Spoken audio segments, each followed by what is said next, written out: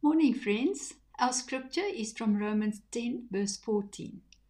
How then shall they call on him in whom they have not believed?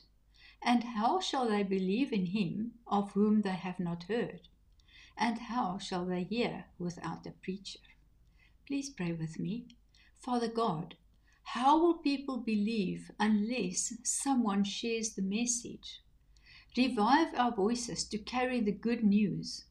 Anoint pastors, missionaries, and everyday believers with boldness to proclaim Christ.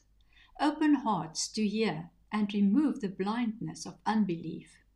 Lord, let the gospel run swiftly through our communities, workplaces, and families.